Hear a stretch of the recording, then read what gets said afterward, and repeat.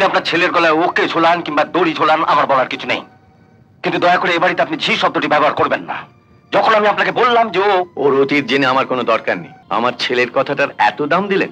আপনার অহংকারের থেকে আপনার ছেলের সততার মূল্য অনেক বেশি।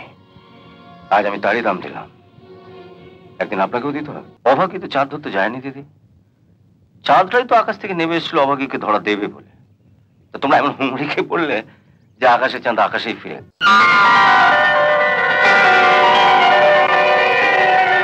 বাবা, এই তো সেই মেয়ে, একেই আমি বিয়ে করতে চেয়েছিলাম।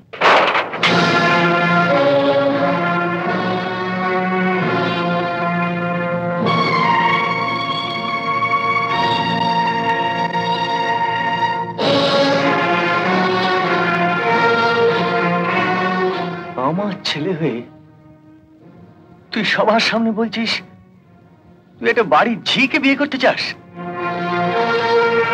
দাঁড়াও আগে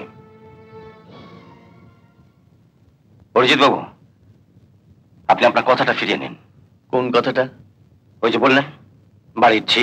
আশ্চর্য, ঝিকে ঝি ছাড়া কি বলবো? আপনি কি করে বুঝলেন ও বাড়ির ঝি? এতে আবার বোঝাবুঝির কি আছে? এই তো দেখলাম যে চায়ের ট্রে হাতে ঘরে ঢুকলো। চায়ের ট্রে হাতে নিয়ে ঢুকলো বলে ওকে আপনার ঝি বলে মনে হলো? এই তো কিছুক্ষণ আগে আমরা সবাই দেখলাম আপনার হাতে ওই নেকলেসটা।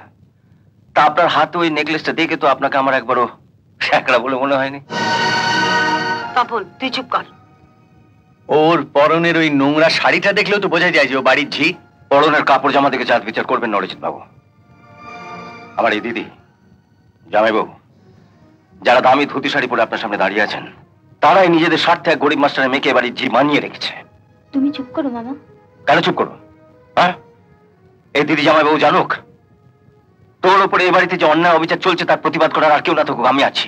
তপন, তুই দেখছিস আমার মেয়ের বিয়ে নিয়ে কিরকম একটা ঝামেলা চলছে। ওরা আমার মেয়েকে আশীর্বাদ না করেই চলে যাচ্ছে। ফিরে যাচ্ছি আপনাকে কে বললো? বাবা যখন আমার পছন্দ করা মেয়েকে আশীর্বাদ করবেন বলে নেকলেস কিনে এনেছেন, তখন আশীর্বাদ করেই ফিরবেন।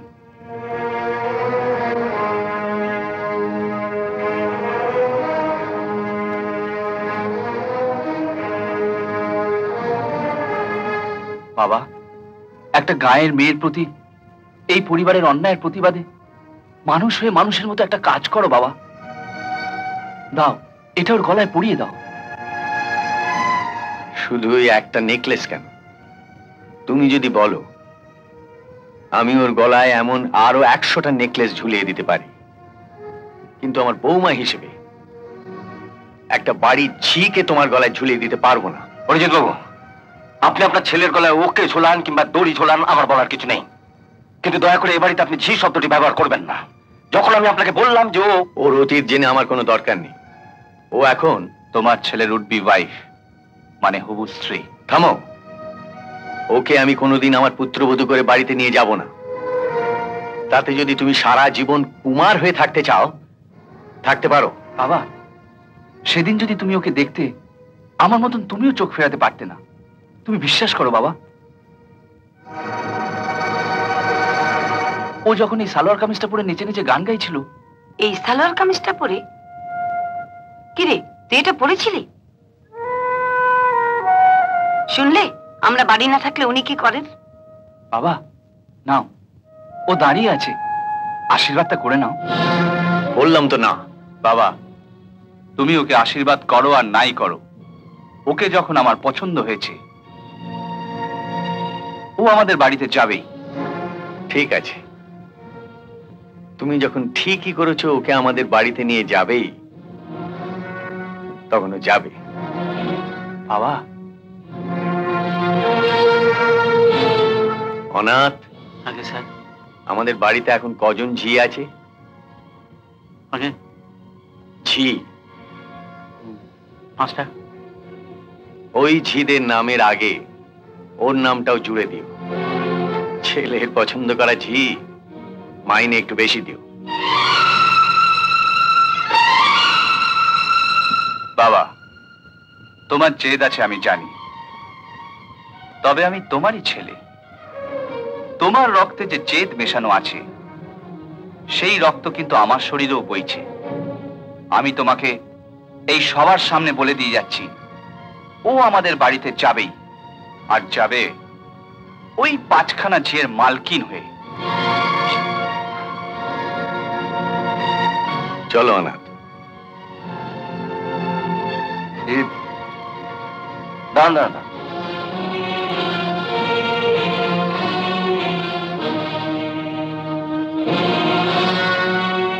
এই নেকলেসটা আপনি নিয়ে যান।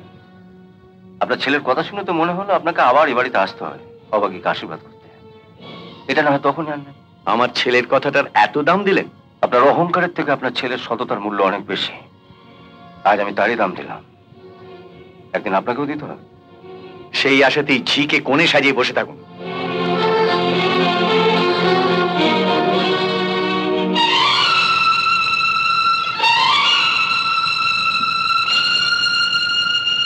নিমাই বাবু, আপনাকে যে 1 লক্ষ টাকা দিয়েছিলাম সেটা 1 সপ্তাহের মধ্যে আমাকে ফেরত দিয়ে আসবেন।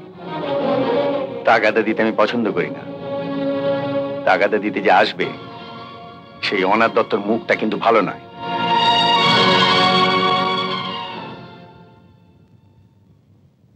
কি করবে এখন? টাকা তো প্রায় সব খরচই হয়ে গেছে।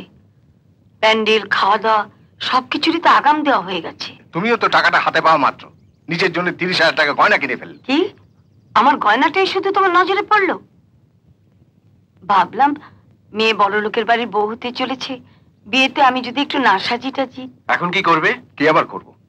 আজই অফিসে গিয়ে প্রভিডেন্ট ফান্ড থেকে লোনের জন্য দরখাস্ত করব। সব হয়েছে হতভাগীর জন্য। বল বল, কেন ওর সালোয়ার কামিজ পরেছিলি? বল। চুপ করে থাকলে চলবে না, বল। আবার মাথা উঁচু করে চেয়ে আছে, বল। চুপ করে থাকলে চলবে না, বল বল। ওকে শুধু শুধু মারছো কেন? মারবো না তোকে পুজো করবো? বামুন হয়ে চাঁদে হাত দেওয়ার শখ হয়েছে। সব বামুনেরই চাঁদ ধরার শখ থাকে দিদি। তোমার শখ ছিল না তোমার মেয়েটি ওরকম বড় লোক বাড়ির বউ হয়ে যায়? অভাগী তো চাঁদ ধরতে যায়নি দিদি। চাঁদটাই তো আকাশ থেকে নেমে এসেছিল অভাগীকে ধরা দেবে বলে। তা তোমরা এমন হুমড়ি খেয়ে পড়লে যে আকাশে চাঁদ আকাশেই ফিরে।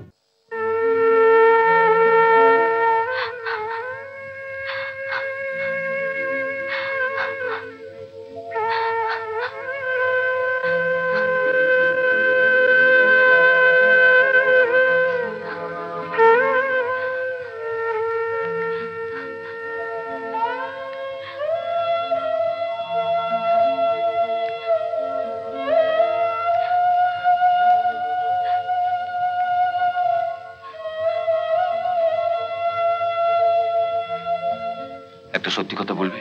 বলো। তুই দিদির মারের ব্যথায় কাঁদছিস না অভিজিৎকে হারাবার ব্যথায়? জানি না, যাও।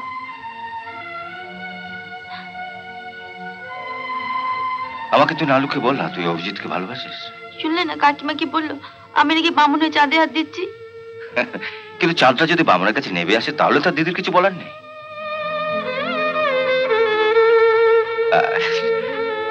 আমি কালই চাঁদের কাছে যাব, ওকে কিছু বলার আছে।